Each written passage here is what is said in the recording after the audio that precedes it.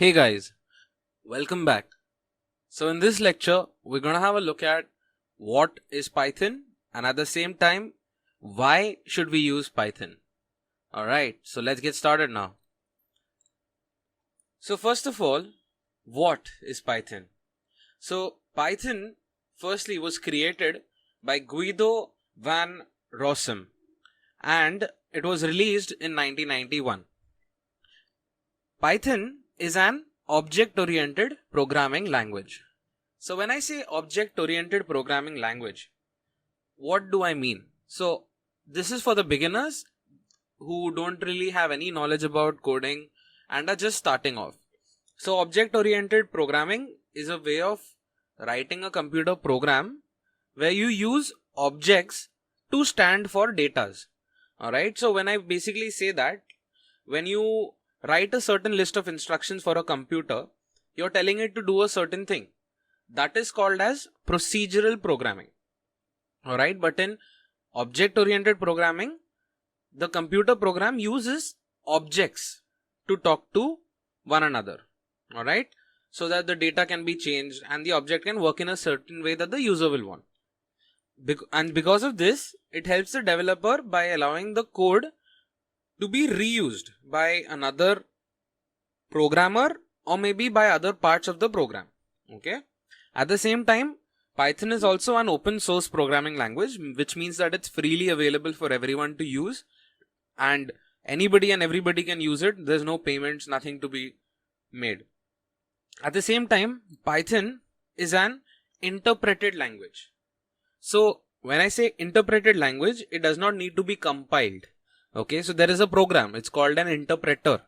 And this interpreter runs Python codes and it can run it on any kind of computer, alright.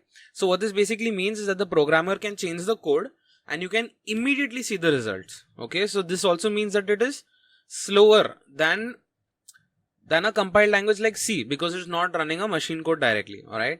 So at the same time, it's a high level language. So when I say high level language, it's kind of like English only. So you can read it and understand what it means.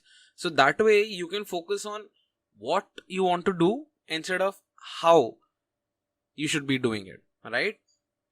At the same time, it's very easy to learn. Okay.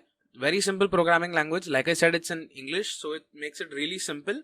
And at the same time, it's portable. So when I say portable, any system that was basically running C can also run Python. Alright. So that is what is Python. At the same time, we look at why Python. So when we say why Python, like we already discussed, it works on different platforms, right? So when I say different platforms, it can work on Windows, Mac, Linux, Raspberry Pi, whatever you need. The syntax is similar to English, like we saw earlier.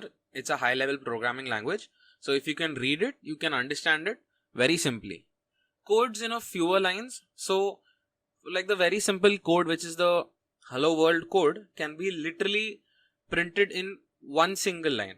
That's how simple the codes are. So this syntax, the syntax that is available inside Python allows the developers to write the program with very minimal lines of codes. Alright. So this makes it easier to maintain, manage and like work with it. Then when we talk about the execution speed, it runs on an interpreter system. So what it means is that the code can be executed as soon as you write it. Okay, so what benefits you get out of this is that your prototyping can be really quick. So you can write a code, you can check immediately if it's right or not. And if it isn't, you can just immediately make the changes or corrections and move on.